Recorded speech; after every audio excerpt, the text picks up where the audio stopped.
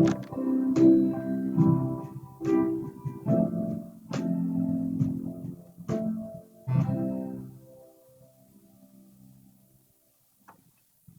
worship team. That is quickly becoming one of my favorite hymns or songs that we sing. So great find, Christine, on that. Haley, can you get me going? Just mute the pulpit.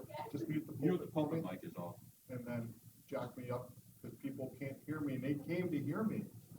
Okay? All right, there I am. Good. All right. Well, this morning's message is going to be different. We're going to pay you extra for figuring that out. So whatever we were going to pay you, it's double that, okay? All right.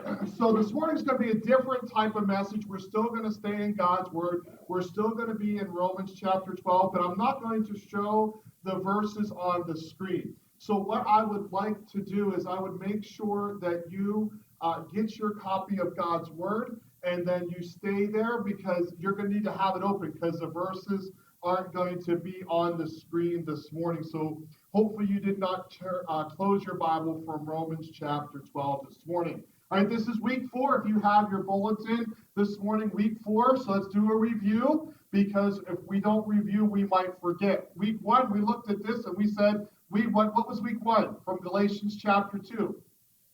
We need to bear with one another. We need to be that spotter that someone has. He's way in the back. He was looking for you, and now you're looking for him. So we need to bear with one another, and we need to make sure that we are there to temporarily lift a burden that they did not see coming to be able to help them. All right, week 2, we were in John chapter 13, and what did we discuss? Yeah, we're to love one another, and we talked about what biblical love is. Biblical love is the decision to compassionately, responsibly, and righteously pursue the well-being of another person. I need to love you that way even if I don't feel like it, and you need to love me that way even if you don't feel like it, because our feelings should not be the navigating part. This biblical love should be. Good. Some of you are 2 for 2. Pop quiz number 3. What did we talk about last week? That's right. We need to come together to encourage one another. Do not forsake the gathering. We live by encouragement, and we die without it, slowly, sadly, and angrily. So when we come together, we need to bring that encouragement. And yes, I can encourage you by sending you a text, and yes, I can encourage you by phone calling you, but there is just something sweet about being together. And there's something that is missing when we don't come together and we don't fellowship with one another. All right, so this week we're going to be in Romans chapter 12, and next week we're going to be in Romans chapter 12. So I want to set up the book of Romans for us. The book of Romans was written by Paul. All right, so it was one of the greatest theological arguments ever written. If you want some light reading before you go to sleep, Romans is not the book for you to read.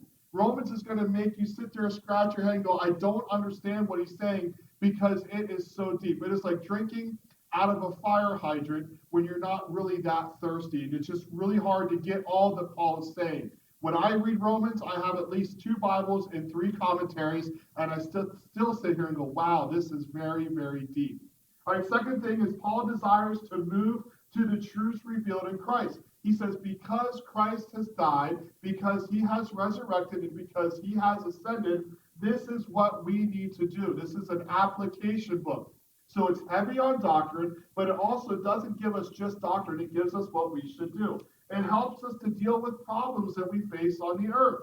It helps us to deal with failures while here on the earth. All right, so we're working through this because of what Christ has done, because of what I need to do. This is how my life should look. And then finally, we're going to hit 10, quote, family obligations in Romans chapter 12. I'm not going to hit all of them. I'm going to talk about 6 of them from your bulletin this morning.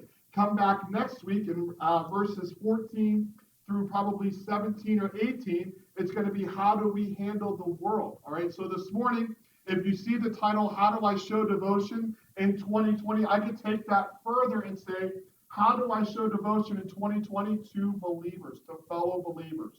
So this is how we are to handle one another. At least 4 times this morning, I went to greet some of you, and I don't know how to greet you.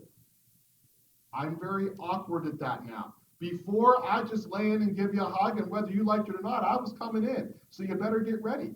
So now I'm sitting there going, what do I do? How do I greet you? How do I show you that respect? How do I show you that love? But also, how do I respect any space that you might need? And it's very awkward. It's very awkward. I said to him, again, at least four of you, is it okay if I shake your hand? Is it okay if I give you a hug? Can I come within 3 feet of you? And they're like, come here and lay it on me. So I got a couple of good hugs this morning. But how do we interact with one another? How do I show devotion to you?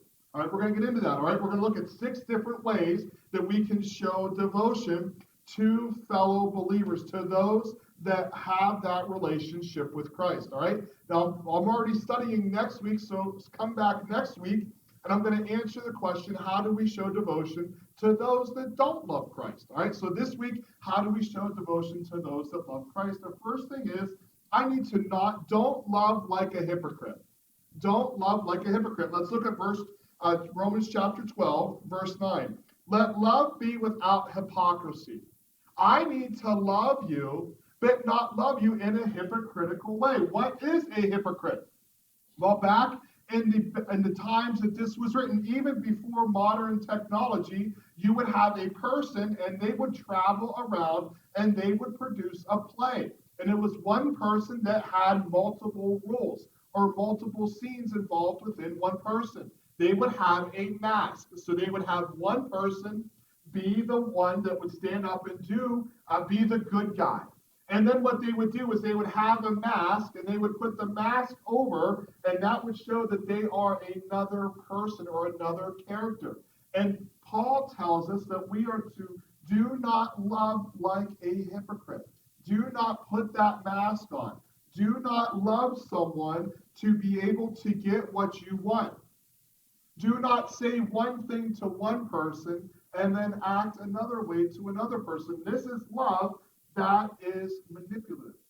I'll say whatever I want to say to you to get what I want, but I don't really mean what I mean. I'm just trying to say that to be able to make you believe so that I can get what I want. That is not love.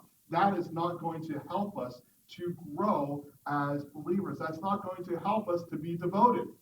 Right? The key for this morning is let's be devoted. Be devoted to one another. How would it make you feel if I were to say one thing to you and then I would say the exact opposite to someone else? Then how would you feel? Go, wait a second.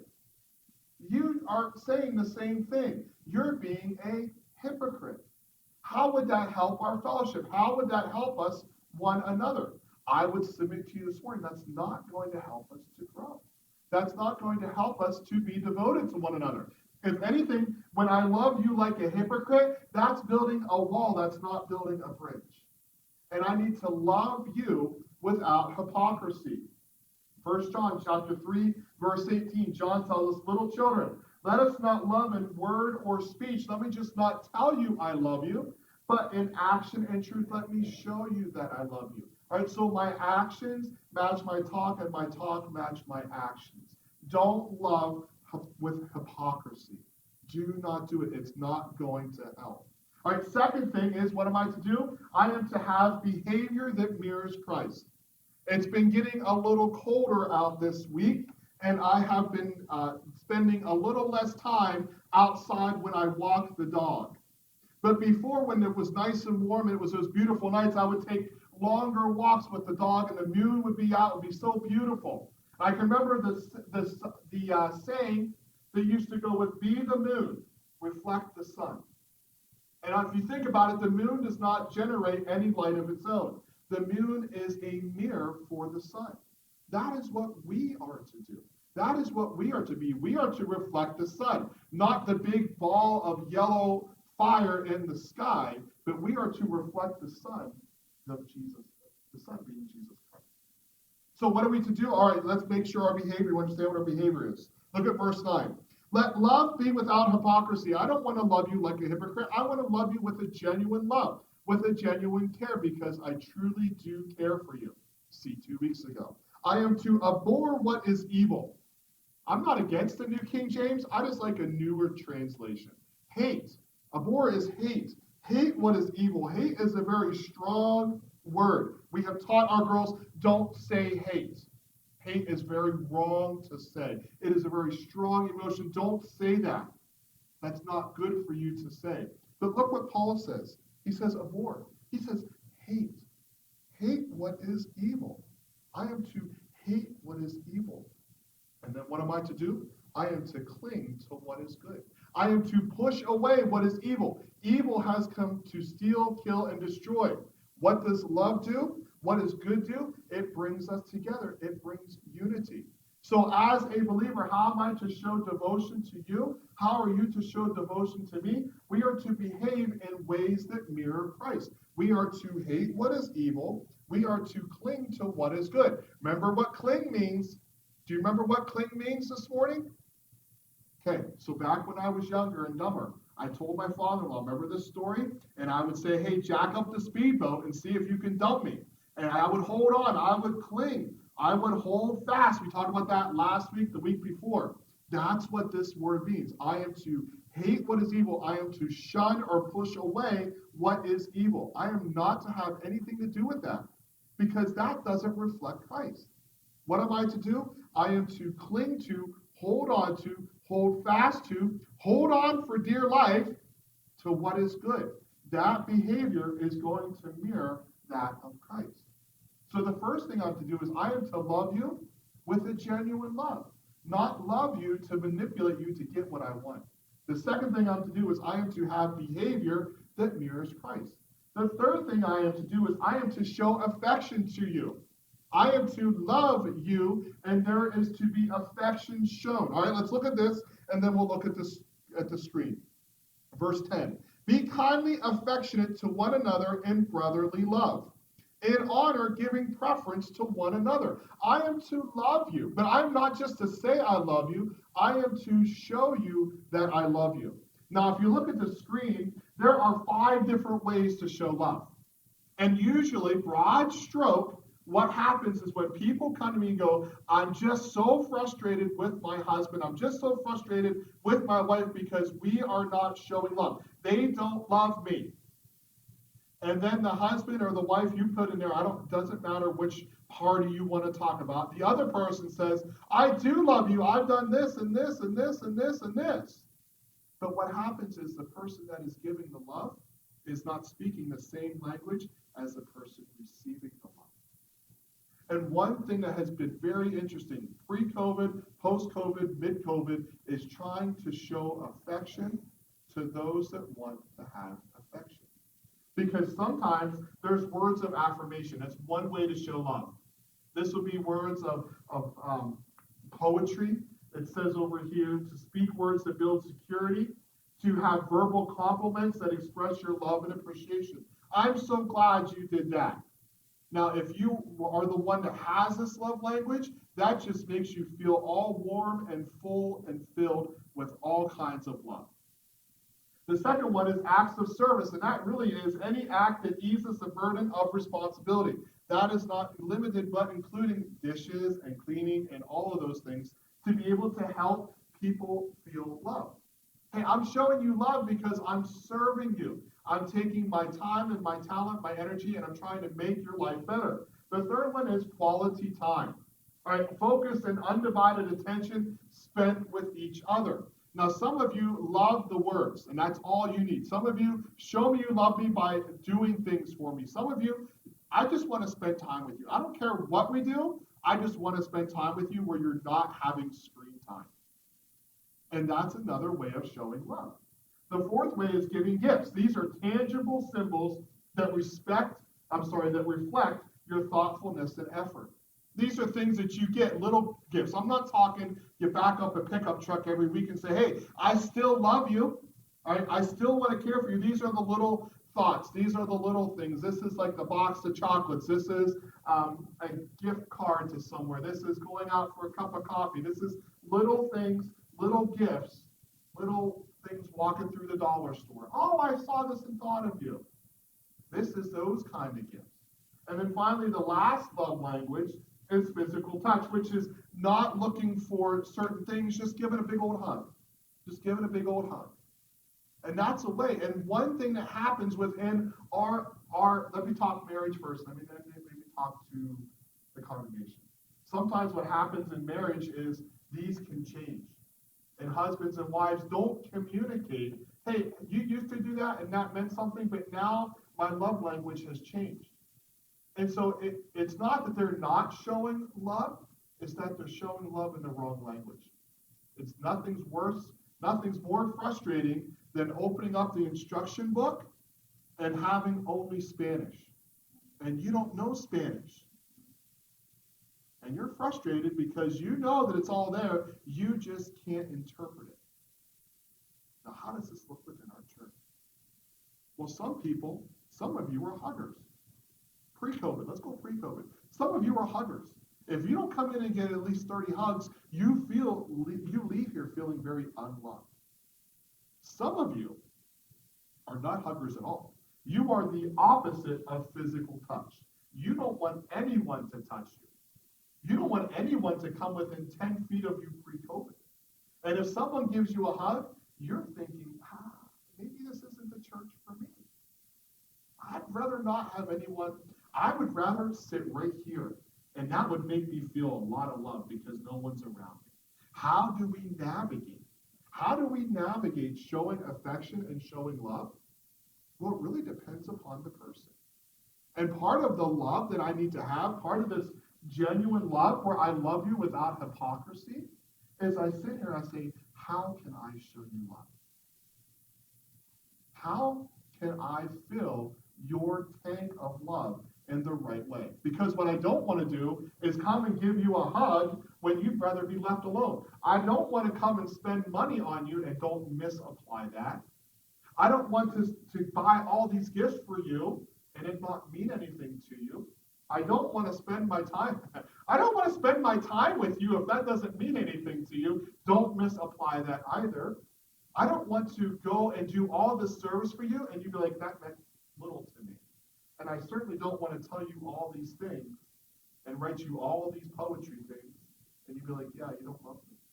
So we need to figure out how we feel loved. And that might be different from a husband to a wife to a person to a church. But one thing we need to figure out is, how do I feel loved? Because we do want to love each other. We do want to be devoted to one another, but we just need to figure out how we do that. And part of that is on you. Figure out, this is how I feel loved. Because the one thing we don't want to do is cross a line and have someone feel unloved when we do love them. There's a story, it's happened to me, not here in this church, but in previous churches where people have walked in and the pastor has greeted them 7 times.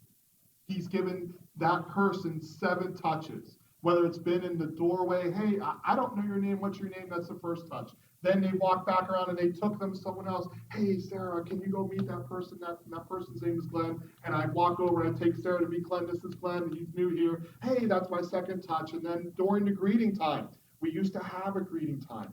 We would walk over and we would say, this is Mr. Glenn. Mr. Glenn, this is my friend, Mr. Rod. And this is my friend, Miss Brenda. And that's my 3rd touch. And now he's got 4 touches.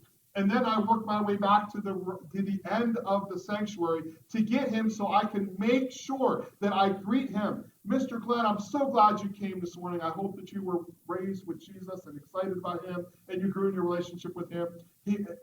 Thanks for coming. And then he's out the door. I said, oh, I forgot the welcome packet. Mr. Glenn, I forgot the welcome packet. I'm up to 6 touches. Mr. Glenn leaves here and says, that church wasn't very friendly. I went with him 7 times. And then we're going to pick on Mr. Glenn again. And I go to Mr. Glenn and I say, Mr. Glenn, how are you doing this morning? My name is Pastor Tom. It's great to have you here. I meet him one time. He walks out going, that church was too overbearing. We've got to figure out how we can show love and affection to one another in the language that the person wants to receive. Because the most frustrating thing, and you all have been there as spouses or future spouses, if you're not married, this is where you should be writing down, what is my love language? We need to show affection in the way that people want to receive it. Right now, the best way to show love and affection might be to give them space, even though you're the hugger. Okay? Number Number 4 is we need to serve the Lord together. Let's keep looking, all right? Let's go to verse 10. Be kindly affectionate to one another with brotherly love, in honor, giving preference to one another. Verse 11, not lagging in service, fervent in spirit, and serving the Lord. How am I to show devotion? Part of it is I need to serve the Lord. During this time, I need to lean in and serve the Lord. Look at this. I'm going to go with this 2 ways. The first way is if I serve the Lord together, who is the focus on? The focus is on God. The focus is on the Lord. Who is the focus not on? It's not on me, it's not on my preferences, and it's not on my desire. Because why? Because I'm looking to show affection to you. I'm looking to mirror behavior that Christ had, because I want to love you not like a hypocrite. So I want to serve the Lord. My focus is on God. It's not on my preferences. It's not on my needs. It's not on what I want. It's about furthering the kingdom of Jesus. It's about furthering the message and the gospel of hope. And that is done through service. Read the Gospels this week. That's your homework. Read the Gospels. Read the number of times that Jesus served people and then he spoke truth to them. He didn't go and preach. He went first and he served. He did that through miracles. He did that through other opportunities of gathering. I'm thinking mainly the feeding of the 5,000. Everyone was hungry. He fed them. While they're eating, he's speaking to them. He served them. So when we come together, it's not about what I want. It's not about what you want. It's about us serving the Lord. Second thing is sometimes, right now, I'll put it right now, we are so busy. And right now, we're not really sure how to handle one another. And it's that awkwardness. What do I do? What do I do? How do I show affection? One way that we can show affection and really get to know one another is by serving with them. Now, if you work with me, I don't know if you realize this, but I like to talk. Did you know that? Great, nobody knew that. I like to talk. And I'm not going to come to a work day and just get all kinds of work done and not have a conversation with you. All right, there's sometimes I just want to jump in a mower and be by myself. But if there's somebody else around that I don't know, I'm going to say, hey, let's work together. What's your story? And then all of a sudden, I get to know you. And then you ask me, hey, what's your story? And then you get to know me. And then you walk away going, oh, that's why he's that way. Because of how he was raised. Because of where he was raised. Because of this or that. Oh, I didn't realize he had this in his past. And I can say, I didn't realize you had that in your past. Oftentimes what happens is we come into church, we do church, we sit in the pew, we sing the songs, we do all this, and then we leave and we don't take time to serve with one another. When I lean down beside you and I put up tables, I put up chairs, I wash windows, I wax the floor. Hey, did you know that? And then all of a sudden someone tells a story. I did this back when I was in high school. Really? I didn't know that. And all of a sudden, we start to share life together. Oftentimes, you don't know someone until you serve with them. And then when you start to serve, it is amazing. It is amazing. Whenever I could go out, I still go out for coffee, not as much as I want. But you sit beside someone and you say, hey, what's your story? And they kind of tell you. But then you go and you work with them and there's something else to be done or you drive away. I have so much more conversation when people don't have to look at me. Do you understand what I'm saying? Like when people are busy doing something else, they're more willing to open up and share. And we can really get to know one another when we serve the Lord together because we're focused on a common goal, which is honoring the Lord, and we're sharing life. We're sharing life. All right? What else are we supposed to? Oh, let me make it MacArthur's quote. I like this one. He says, laziness in Christian living not only prevents good from being done. All right? So if we're going to be lazy, if we're not going to serve the Lord, then there's not going to be work that's going to be done. We need to serve the Lord because work needs to be done. All right? Somebody needs to shovel the snow. Somebody needs to mow the grass. Somebody needs to vacuum the carpet. Somebody needs to wash the windows. Somebody needs to do X, Y, and Z. And if that doesn't get done, then it doesn't get done. Laziness in Christian living not only prevents good from being done, But if we don't do it, then it allows evil to prosper. And what are we to do with evil? I am to hate what is evil. I am to cling to what is good. And if I'm busy serving, then I'm hating what is evil and I'm pushing back because I'm presenting the gospel. All right, let's keep going. Number 5, we need to rejoice, be patient, and be praying. All right, let's look at verse 12. Rejoicing in hope, patient in tribulation, continuing steadfastly in prayer. Really, it should be translated this way. It should be said, in hope rejoicing, in tribulation enduring, in prayer continuing instantly. So I am to rejoice. I am to be patient. This is hard. I am not a patient person. I've been trying to wait for patience, but I just couldn't wait anymore. I am to be patient. And what am I to be doing? I am to be praying. 1 Thessalonians 5:16. I am to pray without ceasing. And this is a whole message in itself. So I'm going to put a whole message in the next 45 seconds. I see prayer as a conversation with God. And I view my relationship with God as I view relationships with some of you. Sometimes I sit down with some of you. All right? I'll pick on Miss Jackie because she's back. All right? Sometimes every Sunday morning, Miss Jackie and Foster, they come here, and if the service starts at 9, they're here about 8:40. Foster goes out and he talks to Mr. Glenn and he does a greeting job. He does a wonderful job. Miss Jackie's sitting back there, and there are conversations that I can have with Miss Jackie, and we talk for 10, sometimes 15 minutes, and we get caught up on what the kids are doing, how their vacation was, what Foster's doing to plow the driveway, blah, blah, blah, blah, blah, and we just go on and on and on. Sometimes I have a 15-minute conversation with her. Sometimes I go up to Miss Jackie and I say, good morning, how you doing? I get my hug and I move on. It's the same thing with God. Prayer. Sometimes I sit down and I have a long conversation with God. This is all that's going on, and I just kind of pour out my soul to the Lord and I talk to him. Sometimes I shoot God a text message. Walking into this meeting, oh boy, here comes Galen into my office and he looks mad. Dear Lord, give me patience. And that's all I got. Here comes Cheryl. Boy, does she look really mad. Lord, help Galen to have a blessed heart and be repentant. All right? Sometimes we have those quick conversations. Sometimes we have those long conversations, but we need to always be praying. We need to rejoice in the hope. What's the hope? The hope of the empty tomb. We are to endure during tribulation. When tough times come, I need to be patient. Because why? Because I've served the Lord and because I've mirrored Christ. Because I realize that Jesus has conquered death. And I need to live with an eternal perspective. Final one that's really quick, we need to meet each other's needs.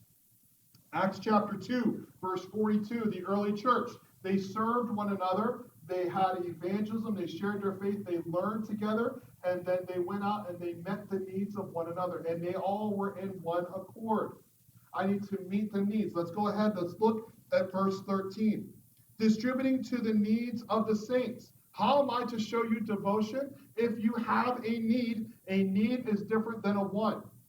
Understand that. A need is different than a want. But if you have a genuine need, I am to distributing to the needs. I am to help meet that need. I may not have the resources to meet that need, but I may know someone who can meet that need. And I am to be given to hospitality. Right? Back in the early church, they did not have hotels. So if you would be traveling through town, they were either too expensive, too stringent, meaning they weren't there, or they were too sketchy, meaning it wasn't safe. So you being a believer, I was to welcome you into my home and provide for you a bed and some food and some fellowship and a safe night of sleep so that you could keep going on your journey. That is to help meet each other's needs. We do that in the church. Sometimes it's official by the benevolence fund of the deacons. Sometimes it's by the pastor or something, and he calls someone that he knows they have the resources. But we are to meet each other's needs. That's 6 ways. Some of you are saying, but here's 7 and 8. We could say 8 ways that we are to be devoted to one another, that I am to show you love and affection. As you look at these 6, which one strikes home with you? Which one says to you, wow, which one challenges you? Let me put it that way. Which one challenges you, saying, wow, I'm loving, but I'm not loving with a genuine love. I'm loving only because it gives me something better. It increases me some way, professionally or personally. Maybe you could say, wow, this idea of challenging me because my behavior does not always measure up to Christ. Maybe I need to watch how I share affection and show affection to others. Maybe I need to serve again because it's been really difficult. I go back to when I went to church with my parents online. That was a lot of fun. It was neat for a week, but we're starting to get things back in order. One service. Ministries are coming up, and we need people to serve together. We can't do this ourselves. Maybe it's time for you to step up and serve. Maybe you need to rejoice. Maybe you need to be patient. Maybe you can say, I need to start praying again. Back in March and April, I was in prayer all the time. Now, it's been a long time since I've had a real heart-to-heart with the Lord. And maybe you're sitting there saying, I would like to help meet a need. The Lord has blessed me, whether it's financially or with possessions, and I can help meet somebody's needs. How can you show devotion? Which is the best way for you to show devotion? Which is the way that God has challenged and spoken your heart this morning to show devotion? Lord, we're so thankful for your word. We're thankful for the words of Paul.